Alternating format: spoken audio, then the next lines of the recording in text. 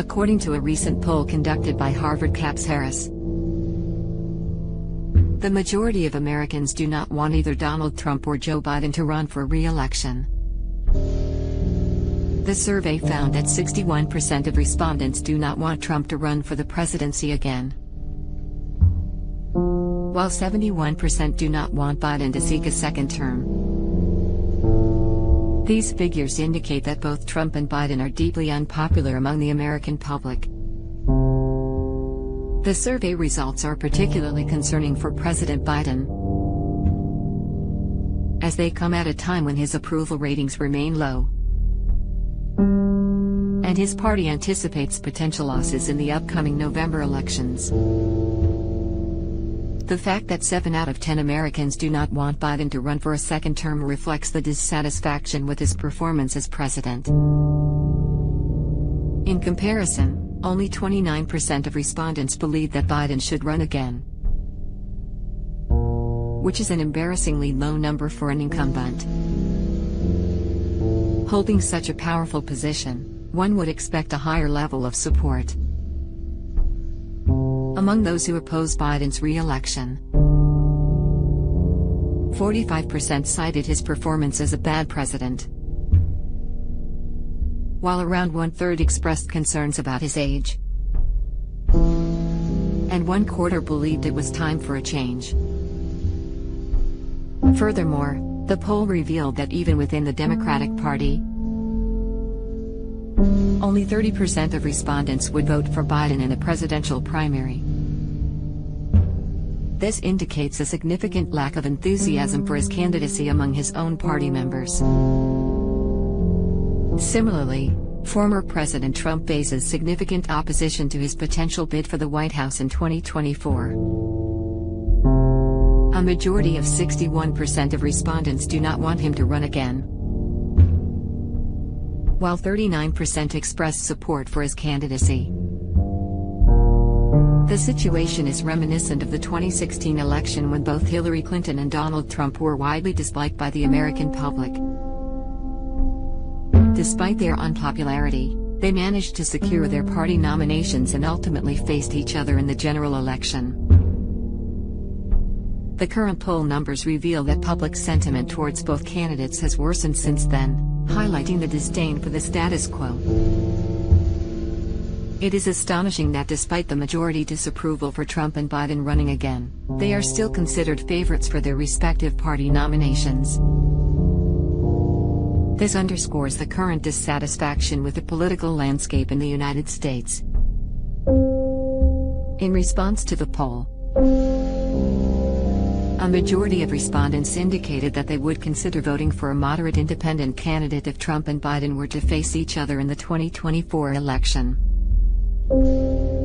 The survey also indicated that a significant number of respondents, including majorities of both Republicans and Democrats, would consider voting for a moderate independent candidate if Joe Biden and Donald Trump were the final contenders in the next presidential cycle. 60% expressed openness to such a candidate, while 40% stated they would not consider it.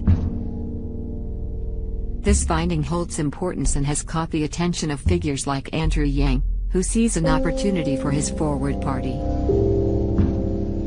Yang might view this as a favorable sign that could potentially attract support for an independent candidate. The prospect of figures like Mark Cuban running as independent candidates within the Forward Party gains traction in this context. However, historical examples, such as Ross Perot's independent campaign in the 1990s, remind us that despite the potential appeal of independent candidates, the path to success is challenging. Perot, a billionaire, achieved the best result of any independent candidate in history. Yet he secured less than 20% of the popular vote and did not win any electoral college votes. The enthusiasm expressed in polls for independent or third-party candidates often faces obstacles in translating into actual votes. Factors like rigging against non-major party candidates play a role, but negative partisanship also comes into play. When faced with the reality of the election, many voters tend to align with their preferred major party candidate rather than choosing an independent option. Despite the polls' indication that 60% would consider an independent candidate, the actual outcome may be quite different. If an independent or forward party candidate were to run, it is likely they would receive somewhere between 5 to 20% of the vote and potentially win few, if any, electoral college votes. The challenges of even getting on the debate stage as an independent candidate further complicate the situation. In conclusion, the discrepancy between poll results and the actual outcome of elections suggests that negative partisanship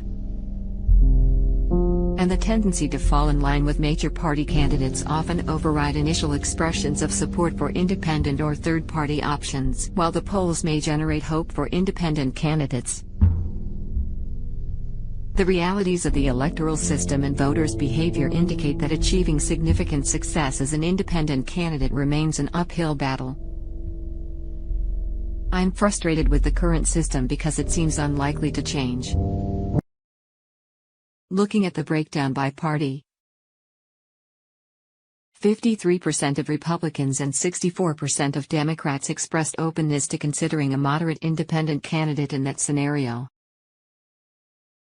However, it's important to note that when people claim to prefer moderates or independents, they often don't fully understand what that means. In reality, polls indicate that people generally lean towards progressive policies, such as increasing the minimum wage,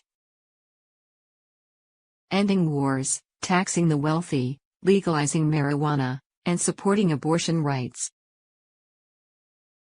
So, the desire for a moderate or independent label can be misleading since people often have more left-leaning views.